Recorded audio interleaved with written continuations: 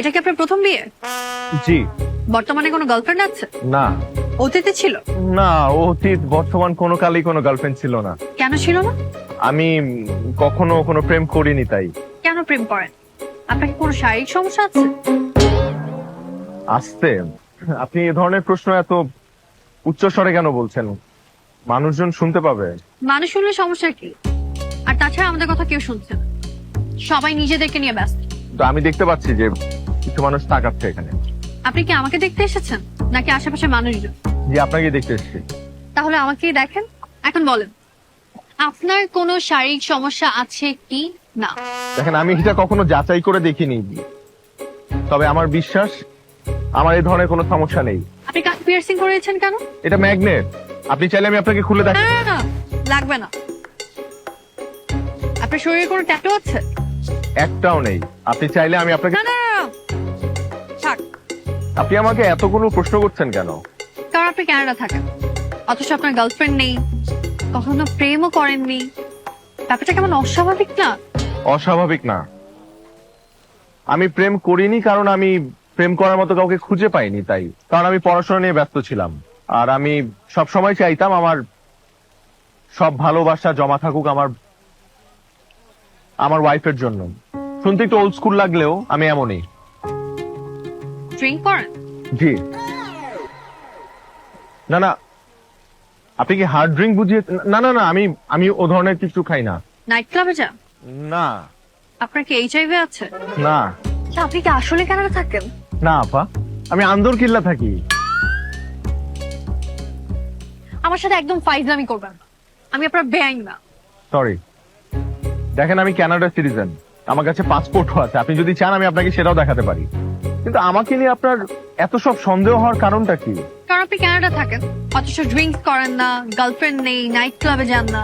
ব্যাপারটা আমার কাছে নর্মাল লাগছে না। দেখুন, একটা মানুষ দেশের বাইরে থাকে তার মানে তার এসব থাকতে হবে এর কোনো মানে নেই। আমি একজন পিওর মুসলিম। Thank you. আরো খাবার আছে না? হ্যাঁ, ওগুলো নিয়ে আসেন। Here. Thank you. আরো ফুড আছে মানে? আপনি কি আগেই খাবার অর্ডার দিয়ে রেখেছেন?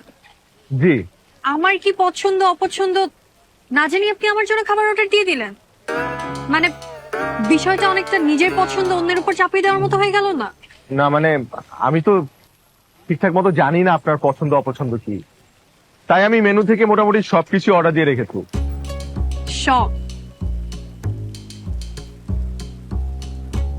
সব খাবার অর্ডার দেওয়ার বিষয়টিও আমার পছন্দ হলো, কারণ এইটা একদিকে অর্থের অপচয়, আর অন্যদিকে আপনার নিজেকে জাহির করার একটা চেষ্টা। মানে আপনি এটা শো অফ করতে চাচ্ছেন যে আপনার অনেক টাকা, তাই তো? আমি এখন উঠবো। কেন খাবেন না? এতগুলো খাবার অর্ডার দিলাম। না, আমার খেতে ইচ্ছে করছে, আপনি খান। এত খাবার আমি একা খাবো? যতটুকু পারেন তত খান। আচ্ছা ঠিক আছে, আমি ট্রাই করছি, কিন্তু একটা রিকোয়েস্ট করি, আমি যতক্ষণ খাবো অ্যাটলিস্ট ততক্ষণ আমার পাশে বসে থাকা যায়? না, আমার একটা ল্যাব ক্লাস আছে। আমি আপনাকে পৌঁছে দিই? না, আমি একাই যেতে পারবো। আচ্ছা, যাওয়ার আগে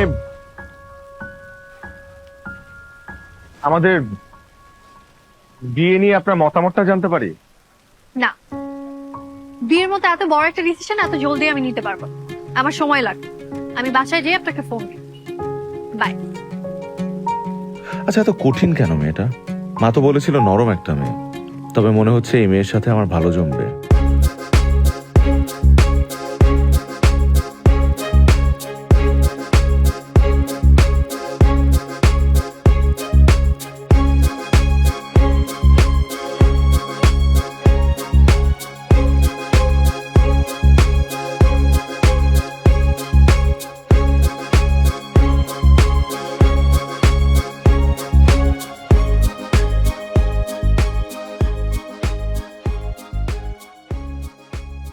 চাচি, দুপুরে কিছু খেয়েছেন? অহনো কিছু খাই নাই। এখনো খাননি? তাহলে চলেন, আজকে দুপুরে আপনি আমার সাথে খাবেন। না না, ভয়ের কিছু নেই। একটু আগে দেখলেন না একটা মেয়ে খুব রেগে রিকশায় চড়ে চলে গেল? সেটা আমার হবু বউ। আমার উপর খুব রাগ করেছে, কিন্তু আমি জানি না কেন রাগ করেছে। আমরা দুজন মিলে রেস্টুরেন্টে অনেক খাবার অর্ডার দিয়েছিলাম, একসাথে খাবো, কিন্তু খাওয়া হয়নি। আসেন, আপনি খাবেন আমার সাথে, আসেন আসেন।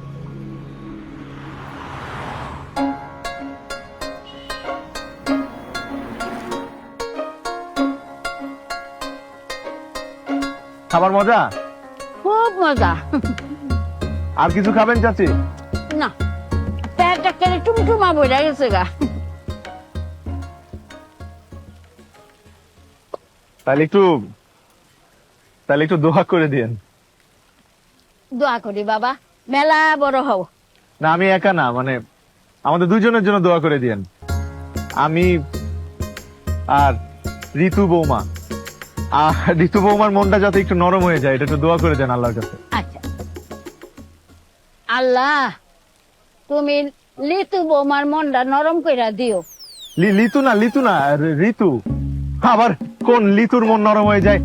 ঋতু বৌমার লিতু বৌমার, না না, ঋতু। লিতু। বুঝছি, আপনি লিতুই বলেন, শুধু আল্লাহর কাছে বললেন যে লিতু বৌমার মন নরম হয়ে যাতে বিয়ের জন্য রাজি হয়ে যায়। আল্লাহ লিতু বৌমা জানি বিয়াতে রাজি হয়ে যায়, হ কইয়া দেয়। আমিন। আমিন। চাচি, হ্যাঁ, আপনার বৌমা যদি রাজি হয়ে যায় বিয়েতে, তাহলে আপনি, আমি আর আপনার বৌমা মিলে এখানে এসে একদিন লাঞ্চ করব অথবা ডিনার করব। হ্যাঁ ওই দিনকে আমার স্বামী রানুম। হ্যাঁ, অবশ্যই আনবেন স্বামীরে। কি ব্যাপার, এত রাতে ফোন দিলেন যে?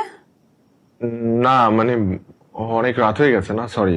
আসলে আপনার তো ফোন দেওয়ার কথা ছিল, বাসায় গিয়ে আপনি বলেছিলেন, তাই ফোন দিচ্ছিলেন না, অস্থির লাগছিল, তাই অস্থিরতায় কিছু না চিন্তা করেই ফোন দিয়ে বসলাম। কিছু মনে করবেন না। আচ্ছা এবার বলুন, হ্যাঁ নাকি না? কিসের হ্যাঁ না? আপনি না বললেন যে আপনি এত জলদি সিদ্ধান্ত নিতে পারবেন না, আপনি বাসায় গিয়ে ফোন করবেন, জানাবেন, মানে আমাকে বিয়ে করবেন কিনা। একদিনে কারোর সাথে দেখা করে কয়েক মিনিট কথা বলে কি বোঝা যায় যে সে কেমন মানুষ? আমার আপনার সাথে আরো দেখা করতে হবে, আপনাকে বোঝার জন্য, আপনাকে জানার জন্য। আচ্ছা তাহলে কাল দেখা করি। সম্ভব না, আমার কালকে খুবই ইম্পর্টেন্ট একটা এক্সাম আছে। এক্সামের পর? সরি, সময় হবে না। আর কালকে দেখা করার কি দরকার? দেখুন, আমি মাত্র 28 দিনের জন্য আসছি, অনলি ফর 28 ডেজ। তো এর মধ্যে যদি আমরা দেখা না করি, আপনি আমার সাথে কথা না বলেন, আমাকে না চেনেন, না বোঝেন, তাহলে আপনি সিদ্ধান্ত নেবেন কি করে? আচ্ছা, আপনার এক্সাম কয়টায় কালকে? সকাল 10টায়। গ্রেট। আপনি তো ঢাকা মেডিকেল কলেজে পড়েন, রাইট? জি। শোনেন, আমি এখন রাখবো, আমাকে ঘুমাতে হবে। তবে হ্যাঁ, আপনাকে থ্যাঙ্কস। থ্যাঙ্কস কেন? আমি চলে আসার পর যে ওই অসহায় মহিলাকে নিয়ে খাবারগুলো খেয়েছেন, সেটার জন্য থ্যাঙ্কস। এ কি, আপনি জানলেন কি করে? আপনি দেখেছেন পাশের টেবিলে 2টা ছেলে আর একজন ভদ্র মহিলা আপনাকে সারাক্ষণ দেখছিল।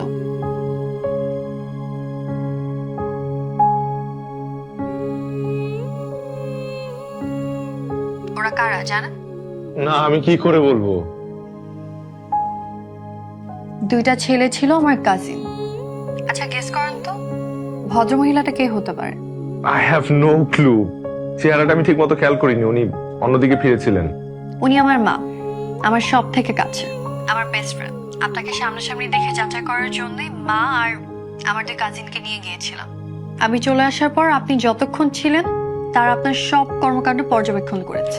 আচ্ছা, তো পর্যবেক্ষণের রিপোর্ট কি, পজিটিভ না নেগেটিভ? সময় হলেই জানতে পারবেন। এখন আমি রাখি, ঘুমাও। আচ্ছা না, শুনুন, আমি